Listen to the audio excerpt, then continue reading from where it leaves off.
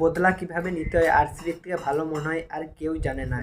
শুধু বদলা নেয়নি, বদলার সাথে সাথে এই ম্যাচটা জিততে কিন্তু তারা পুরো 1 নম্বরে এসে পৌঁছে গেছে। ম্যাচটা জিততে কিন্তু 1 নম্বরে এসে পৌঁছে গেছে। দেখো ম্যাচটা হচ্ছিল দিল্লি ভার্সেস আরসিবি, যে ম্যাচে ফার্স্ট ব্যাট করে হচ্ছে দিল্লি। সেখানে দিল্লি একটা খারাপ একটা পারফর্ম করেন, খুব সুন্দর একটি পারফর্ম করেছিল, যেখানে 8 উইকেট হারিয়ে 20 ওভারের মাথায় 162 রান করে 63 টার্গেট দেয় আরসিবিকে। যেখানে আরসিবি যখন ব্যাট করতে আসে ফার্স্ট 4 ওভারের মাথায় 26 রান করে কিন্তু 3টা উইকেট হারিয়ে ফেলে।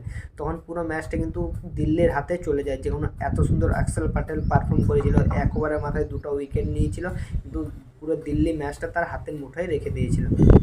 তারপর এন্ট্রি হয় কুণাল পান্ডে এত সুন্দর একটা ইনিংস খেলে, যেখানে 43 বলে 78 রানের একটা ইনিংস খেলে দেয় এত সুন্দর। আর সাথে বিরাট কোহলি 47 বলে 51 এবং বিরাট কোহলি আউট হয়ে যাওয়ার পরে টিম ডেভিড 5 বলে 19 রান করে কিন্তু ম্যাচটা ফিনিশ করে দেয়।